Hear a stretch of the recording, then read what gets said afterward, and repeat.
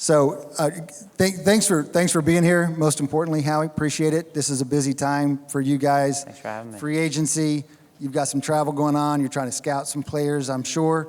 Appreciate your taking the time to be here. For those of you who don't know, Howie was a speaker at the very first People Analytics Conference when we were only 200 people over at Huntsman Hall at the Wharton School. Howie, in fact, if my memory is, you had some kind of crisis that day also. Yeah, we had a little bit of a crisis that day as well. So I don't know this conference if it bodes well for me in crisis, but it's all good. We may be out of luck on getting you this time. So for those of you who don't know, Howie is from Brooklyn, New York originally.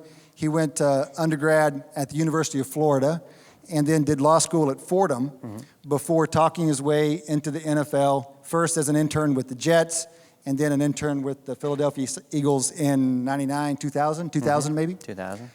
And one of the amazing things about Howie is that after talking his way into the Eagles as an intern in 2000, having not played football since he was quite a bit younger, if I remember correctly, this is not a sport that is that open to non-football executives. No. Howie, 10 years later, was the youngest general manager in the NFL. And he's been an advocate of analytics for some time, and we've watched him and known him and been delighted to watch his progress. And then, of course, for those of you who follow sports, know that this past professional football season, the Philadelphia Eagles won the Super Bowl for the first time in their history. Yeah. Never gets old. Never gets old. It's very cool. So, Howie, we're glad to talk to you anytime, but we're especially glad to talk to you in the wake of that win. This is the parade. If you were in Philadelphia, you know, but there was a major parade. Hundreds of thousands, more than 1 million people came out. And, you know, Howie, I remember sitting in your office years ago now, 4 or 5 years ago now, hearing you talk so passionately about what it would mean to bring the Super Bowl to Philadelphia. And I've literally thought about that over the years. And then the main person I was watching during that parade was you, because of having had that conversation. And so I have to ask, how does it feel? How does that feel? None of us have experienced that. Yeah. Howie. How has that been? That's really cool. The parade was unbelievable. The city was unbelievable. Right here. Yeah. Right here. And I think this is the first time I'm back on Broad Street. Is that right? The celebration, winning the game, unbelievable. I'll tell you the hardest part is that we were 6 weeks behind on free agency in the draft. And so we had this whole perspective of like, we're going to win a world championship and it's going to be the best thing we ever did. And we're not going to care anymore about anything else once we win. And what I've found is that you just want more and more and more. And so now we're on this kind of mode of like, what does everyone think? It's a fluke? You know, one and done. We got to keep going. So I'm a little disappointed in myself personally that I haven't taken more time to enjoy. But at the same time, I understand just from being around the city here and there the past few weeks, not only how much it means to all of us individually, but what it really means for this city to be able to say like we're world champs, and to not have the people from New York and Washington and Dallas have that over us. Right, those people. Yeah, as I turn off my ringer. Was there a moment that stands out to you from those first couple of days? I mean, you've moved past it now. You're worried about the next crop now. But in those first couple of days, you must have enjoyed something. I think that what I didn't enjoy was Tom Brady with the ball with 13 seconds left, as anyone who watched the games may have saw. But I think the surreal moment was when we landed back in Philly. And we saw all these thousands of people outside of the gate at the airport. And we walked over, all of us walked over with the trophy, and people were just yelling and screaming. And we said, oh, this is going to be fun, like just imagine Thursday. Then we came back to the facility to get our cars, and we couldn't get out of the facility. There was just people. And I remember being on the phone and saying, I got to get off the phone. I think I'm going to hit someone, and that won't be good. Like, it won't be like win the Super Bowl, hit a person, not good. Right. So, and being the People's Analytics Conference, you definitely don't want to hurt a person. You can't invite me back to a People's Analytics Conference if I hit You'd have to at least win another Super Bowl to get another invitation. For sure. You said that you're already thinking about getting back, which may surprise some people. I mean, look, it's only been 6 weeks or something. But I saw you signed Michael Bennett, a defensive end, in the offseason, and he said one of the reasons he signed, at least he said this, one of the reasons he signed was that in talking with you, he could hear how passionate you were about getting back. I really would have thought you would have enjoyed the Super Bowl longer than that. Me but too. But we've seen teams have trouble with that. I mean, there aren't, in the free agency era, I think maybe 2 other teams have ever had back-to-back Super Bowls. The Chicago Cubs, who were in the audience, had some trouble after they finally broke through. The next year, they talk about they were a little lethargic, they thought, in the locker room and on the field. How are you guys thinking about, as an organization, keeping that performance at that level? Yeah, and I think it really goes through all organizations, not just sports. When you have success, how do you continue to have success? And I think it's easy when you think about some of these teams in the process, because the season goes 6 weeks longer. And so I know all of us are a little bit more tired, and everything comes on us quicker. And the same thing for the players. I mean, we're 3 weeks away from our off-season program, getting everyone back together. So how do you get that energy? How do you change the dynamic? And for me, the resources that I've been exposed to, not only in sports but outside of sports, about people who've built great organizations, who have won championships, and then gone back, talking to them about what you have to do. And I think you have to keep evolving. You have to keep learning, and you have to keep evolving. If you kind of feel like, hey, I have this secret sauce, and I'm just going to sprinkle it on, and I'm going to be great again, you're going to get your butt kicked. And from our perspective, like, we know we have to change the chemistry. We have to create competition. We have to make everyone feel like the same kind of urgency we had. So how do you do that? You get more people who have that urge, who have that underdog kind of feeling that we had, who feel like they've been kicked to the side, who have this need to win. And what we feel what will happen is you bring a bunch of competitive people with inherently competitive people who maybe just are kind of going through the motions a little bit for a while, and all of a sudden they have a competitive moment, and you bring out those competitive juices. Now, will it work? I have no idea, but we're going to try. It's an interesting question. We had an earlier session that talked about the benefits of diversity. And one of the things you're saying is you're going to have to break it up, essentially, and bring in, you have to import some of that competitiveness, import some of that chip on your shoulder, because naturally some of that goes away after having the success that you had. And I think any manager will say it's hard to separate the emotion, right? I mean, that's why we have analytics. That's why we have objective and subjective. And it's hard to let people go who've helped lead you to great things, who've done things for your organization. That's hard. And it almost seems counterintuitive, and certainly unemotional. So I think that's one of the things that we feel is important, is to separate that and not go forward just based on past performance, but based on future performance. Well, let's go to the past a little bit, because I think one of the reasons the analytics crowd likes you, Howie, is because we can see more of ourselves in you than the typical executive in the NFL. How did you earn the trust of your owner, Jeff Lurie, and the coach at the time, and the de facto general manager at the time, Andy Reid? You came in as a young guy. You built that trust. I'm not a young guy anymore. Less young than you used to be. For sure.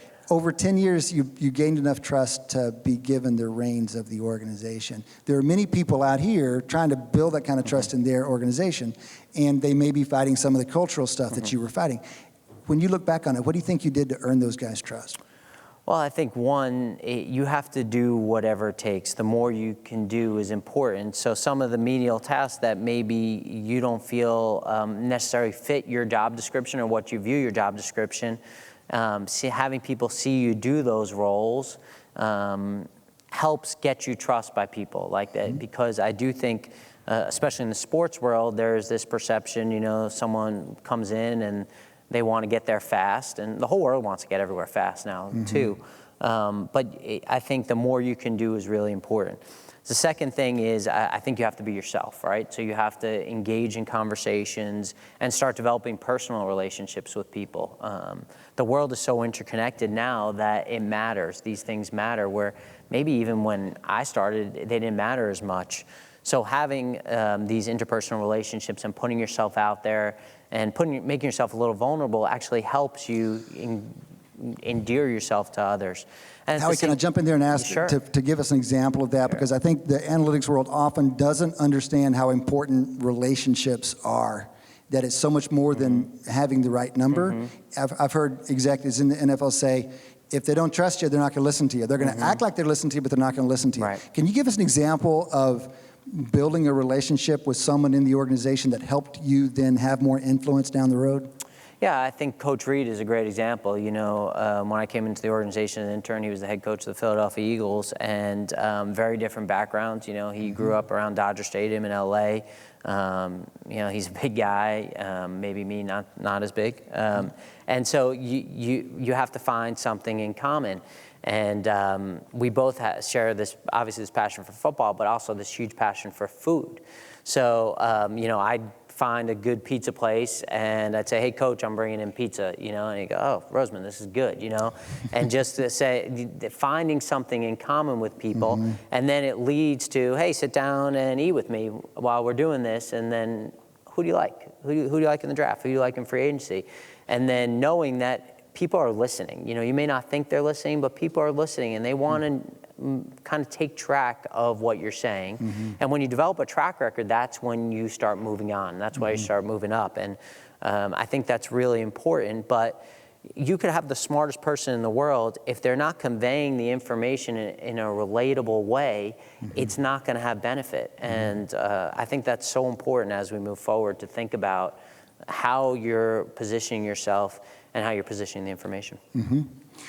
The other key person at that time was Jeff Lurie, and I think one thing people may not appreciate about sports is how much variation there is in the quality of ownership. You've been blessed with a great owner by most people's lights. Can you tell us what it's like to work with Jeff and what you think makes him a good, in this case, like a manager of analytics and a manager of good decision-making processes? What separates him? Yeah, he's really smart. He's got a PhD from Brandeis, and so he's always asking why. He gives us a lot of support, but he also wants to know the reason for it. So if we're going to make a decision, we have to give him the reasons why we're making the decision. It's got to make sense. So if something doesn't fit, you have to do your homework. So if something doesn't fit, he'll come back and say, wait a minute, that doesn't make sense, because he understands value, he understands the league, he understands decision making. So for him, when we talk about objective and subjective, if we see someone on tape that's extremely talented, but then he goes to the combine and he's got workouts that historically put him in the lower 5% of anyone who's played in the league, he's going to go, we're betting 95% against the odds? How does that make any sense? So it gets to the point where you don't even come to him with that information because you know what the answer is going to be. And so he supports this decision-making where there are parallel paths, where there's scouting, you know, traditional scouting, and advanced analytical models. And then what he wants us to do is gather all that information and make good decisions. And that's really our job, Geoffrey's job, my job, Coach Peterson's job, is to make good decisions. Can you give us an example of something he did or something someone else in the organization has done that has supported that process? Because that's a hard thing to do. You're trying to convince analysts to fully consider the traditional scouting inputs, and even harder, you're trying to convince the traditional scouts to put up with these analyst numbers and their models. Somebody above them, you're saying, is setting a tone or building a culture that allows that to happen. A lot of organizations these days are grappling with exactly that. How do we blend the traditional expertise with the algorithmic insight? They grapple with how to do that. Do you have an example of something he has done? Yeah, without getting into a specific player, over the last 2 years, we signed a free agent, and when we started the process with this free agent and went over his age and his background, you know, Geoffrey's like, this doesn't make a lot of sense. Why are we doing that? And I said, here's what we think from an analytical perspective. Here's what we think from a value cash perspective. And here's our scouting perspective. Let me send you all the information. Let's get back on the phone, because this is what I'm looking at. And he got back on the phone. He said, not only am I in favor of this, but this seems like a great value. And so for him to change his tune based on those three pieces of information, to me, that's the kind of person I want to work for, to somebody who can get this information, look at it, and make a decision based on that, not just stick it into the decision he had before. And that's how we kind of do business. It's let's make really good bets, and if a high percentage of them work out, we're going to be good. If they don't, we're not going to be good, and I'm probably going to be out in this crowd somewhere watching this conference. So It's a tough crowd. I don't get a lot of laughter. Tough crowd. We just had a talk from Dan Pink explaining the cycles over the course of the afternoon, and you've landed in the trough, in the late afternoon trough. Perfect. That's great. I'm like the tryptophan from the turkey. That's right, Howie. You're a tryptophan. Damn it. So let's do some quick bets. Okay. You said bets, and let me just ask you. Let's get a little bit more analytics-y, and this crowd generally worries a lot about performance evaluation and talent evaluation. That's the heart and soul of what you do. So there are some bits floating around there. I'm curious to get your reaction. So, in a little punchier responses, spatial analytics, player tracking. What are we playing? Like one-word association? I'm confused. What's your response? Like, do you think it has what do you believe the prospects are for that technology? It's a new thing for the NFL. Yeah, I think for us, the more information we can have on players, the more we can glean into how their future performance is going to be.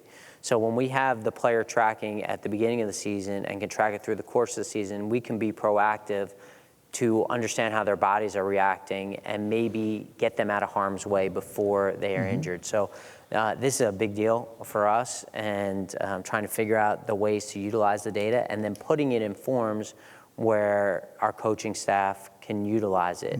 Because I think that's another point here that goes into also the communication is sometimes I'll get 4 or 5 sheets of data from someone, and I'll just hand it back to them and I'll say, like, I can read this. What I want is a summary of this information. I want 1 or 2 lines that tell me what I'm reading. I don't need all the data to back it up. That's kind of what I trust you to do.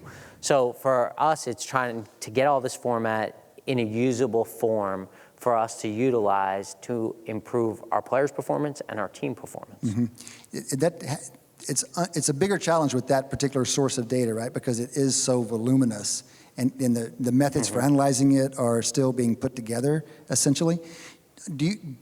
There was some concern, the NFL, my understanding was some teams didn't want it released because they were worried that it would be an arms race. Everyone's have to invest so much in figuring out how to handle these data. Right. Do you think that will happen? Do you think teams, what room for edges exist with those data? Yeah, I think there's a huge advantage for teams that have spent time studying this and figuring out best ways to utilize it. I like when things are competitive in the NFL. I like that. Should everything be on the same level?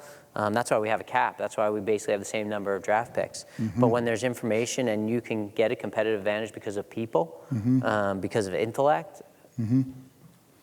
Bring it on. Okay. What about sports science? You guys were relatively early on with the sports science stuff. Are you still using it? And how does it compare to what we've just been talking about? It feels kind of frontierish as well. Yeah, I think sports science, it's the integration of strength and conditioning and your medical and training staff. And so what you're basically trying to do is get the cohesion between all of these units and have a process and protocol for everything you're doing. And so basically, and I think we did this, we had a player this year we drafted in the second round who basically didn't play all year, played a little in the last game. And what you're trying to do, these sports scientists are basically tracking this player and utilizing all the data and all the information that they have to figure out where they are from a performance standpoint to return to play protocol. And we use this for now everything we do before we sign a free agent. We'll have our sports scientists look at how the gait of this player is to see if there's anything that may give us a heads up on a decline. We'll have them go to the combine and separately look at guys than our training staff. So, for us, we want to have as many parallel paths as possible where we're all reaching the head and being able to make a decision. So we're not getting the same redundant information. We're getting information from different sources, putting that together in a pot and coming out with a good outcome. It's a field that this crowd is going to be grappling with for some time, and there's privacy issues and ethical issues with accessing the data. But one of the things you guys are doing is tailoring recovery programs and training programs to the individual athlete in a way that wasn't happening even 5 or 10 years ago, right? And that does make a lot of sense, right? The quarterback shouldn't have the same strength and conditioning program as the 330-pound defensive lineman. Right. They shouldn't be doing the same things. Right. It's just, for me, it's commonsensical that we're going to have different programs. Commonsensical, but for decades it was done the other way, right? Yeah. Everyone's got one thing you do. On Tuesdays you're lifting, on Wednesdays you're running, whatever the thing was. And when you're tired, you're pushing through it. Well, maybe there's a reason that person's tired. And so all these technologies have allowed us to get inside the player, not just rely on, how do you feel? You good? Right. Yeah, I'm good. Or no, I don't feel great today. Right. Well, let's look at the data and let's see really where it says from yesterday's practice to today's, from last week's practice to today's, from 3 months ago's practice to today's. Okay.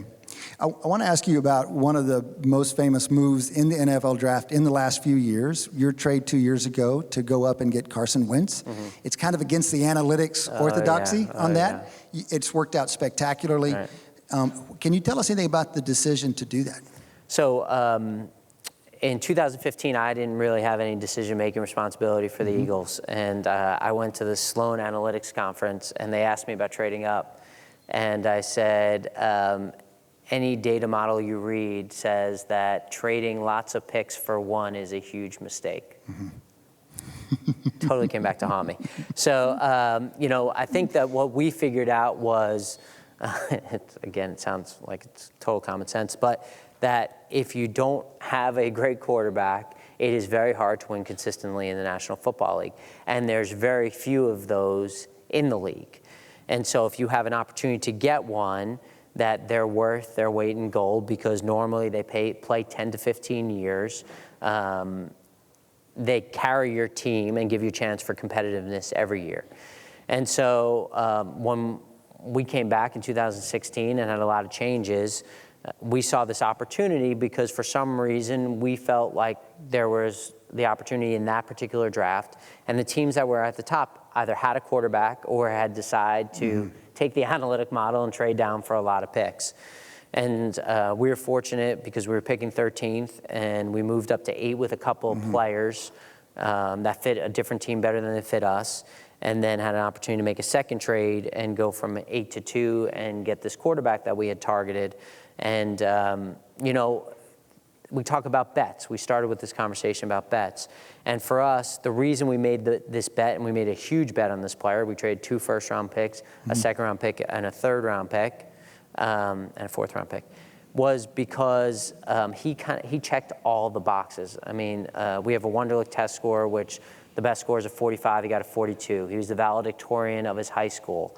He was incredibly, he was the captain of his team. So he had leadership, he had intangibles, he came from a great family, he had great ethical, moral compass.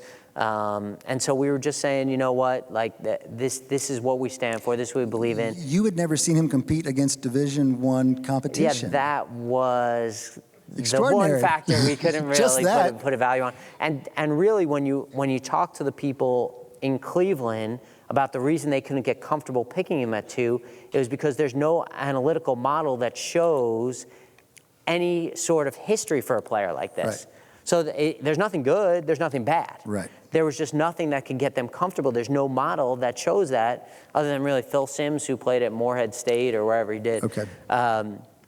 So, you know, for us, it was definitely a huge gamble with a lot of people's careers at the forefront of this gamble. But we kind of said we had no other choice, because otherwise we were going to be stuck in this middle of picking, you know, 13 through 18, where we had a team that was pretty good, but not good enough. But not bad enough, too, because we had some of this young talent that was good enough to kind of keep us, even without the quarterback, in the 6, 7, 8 win range, which is just purgatory in any sport, which, you know, other teams have certainly figured out. Right. Some local teams, as a matter of fact. Yeah, no doubt. So we've only got a few minutes left, so a couple last questions for you. You've just referred to not having any decision-making authority in 2015. So as if people didn't know before, they know now after Jason Kelce's rant on the stage, on the steps of the museum, that you were sidelined for about a year. Lurie kept you in his wisdom, but you must have put a lot of thought into things during that year. How do you think you're different as a general manager, or your executive VP for football operations? How are you different in the way you run the team, the club, than before that? Well, I think first, you know, everyone, and certainly I think, everyone thinks your career is kind of like this straight line, this arrow up, and really what you figure out is it's a roller coaster. It's a lot of ups and downs, and you just hope that these peaks stay a little bit longer, you know, in everyone's career. And so I think that was the first thing for me. And then it was this opportunity, because I had become a GM in the National Football League at 34 years old at such a young age, that I never had time to kind of sit back and reflect about the things that were going on, the things that I had done, right and wrong, and the things that were going on around the world.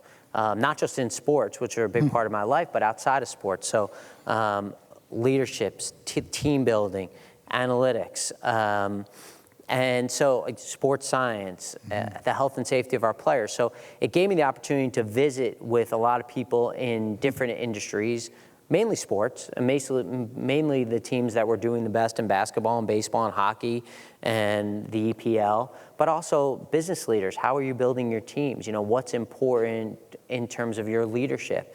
And it was like the best experience that I've had professionally before this year. Right. So it was just unbelievable. So for me, what I came back thinking about was hiring really good people, empowering them, right? When you're young, you naturally want to micromanage. That's what you want to do. You want to say, hey, I have this job for a reason. Now I want to make every decision. Well, that doesn't work, right? Especially, you know, before, when we were growing up, probably, you know, we'd have to talk at the water cooler and we'd say, hey, Cade, you know, he's a little bit of an ass, right? Can I say ass here? Sure, yes, ass. We're adults here. All right, so we're adults, some of us. But now people are texting that to 20 people, and all of a sudden you have airplane banners flying over your stadium. Cade's an ass, Cade's an ass, you know, it's a little bit weird. So you have to adjust to what's going on and to the people who are working for you. And then it was just about decision making, how we're going to make decision making, and how are we going to make it better, and what are we going to place our bets on, and what's really important, what are the main things, and let's keep them the main things, so we're not sidetracked by the clutter. Because it's easy to get sidetracked by the clutter. So, you know, for us, there are things that are really important in terms of how we build our football team, how we build our organization, and let's make sure those things are always in place. And the other things we'll figure out. You know, we'll figure out. It may be a lower resource, but we'll figure them out. But the things that are really important, we have to get right, and we're going to make sure we get those things right. That's great. So we have registered for the conference an assistant general manager for an NHL team, one of the hot up-and-coming executives in hockey, and we've got some execs from other sports teams as well. But hockey's not known as the most analytics-forward, progressive sport. This executive is. I know he was interested in hearing your perspective. You fought some of those same cultural issues. And I think generalizing, there are some folks that have the benefit of coming here from, say, Silicon Valley, which is kind of forward thinking in some of these issues. Many other folks don't. We've got folks from heavy manufacturing in the room. Do you have advice to people who find themselves feeling like they've got these better tools and all this opportunity, and yet they're in a place where they have to work against the tide of culture that's not yet there? Well, the cream rises, man. It always. You think you're that optimistic? It always does, and I think if you do the right things and you act the right way, people are going to see it over a period of time, and sometimes it takes time. And I think one of the things looking back, I was definitely in a hurry, and it happened to work out for me at the time. But if you continue to do the right things and treat people the right way, and bring value to your organization, it is going to be noticed over a period of time. I have no doubt about that. It's just, patience is a key virtue, especially in the sports industry. Do you have an example from early in your career? You said this thing that we talk about some in business schools. Find a way to add value in your organization. Just find some way of adding value. Maybe especially important in these situations where the culture is against you. Do you have an example from early in your life where you found a way to add value inside the organization? Yeah, well, for me, I was very fortunate because people gave me opportunities. So they gave me opportunities. I came in the league, I was doing cap and contracts, and then they let me negotiate trades, and then they let me do pro scouting, and then they told me to go on the road. So I do college scouting, you know, such a punishment. Go visit USC in Florida, you know, these beautiful schools. But I think that it's just this can-do attitude that really helps, is just the more you can do and the more you can help. And I remember kind of as a young guy going down to like the All-Star games and just offering to drive around. We had this defense coordinator named Jim Johnson, who's really should be in the Hall of Fame, one of the best defense coordinators in the history of the NFL. And they just said, hey, we need cars, we need people to drive around, our coaches. And I was like, I'll do it. I'll do it. And then, I just say, hey, coach, you want to go to lunch, and pick his brain and just develop those relationships. And I think that developing the relationships is such an important part, because it allows your talent to shine through. It allows these gifts that everyone here has, because they're here for a reason. But sometimes it becomes intimidating to people who don't have the same backgrounds, who are kind of trying to protect it, especially in sports. They're trying to protect their turf. There's no question about it. They're kind of sitting there and going, hey, this is the way it's always been, and why should anything change? And so if you're trying to break down through barriers, sometimes you get a little bit more sugar than spice. Excellent. Well, Howie, we know we need to let you go. Thank you again, especially on a day like you've had today, for making the time for us. We wish you the best. Go get you a second Super Bowl. Thanks, Cade. Thanks for having me.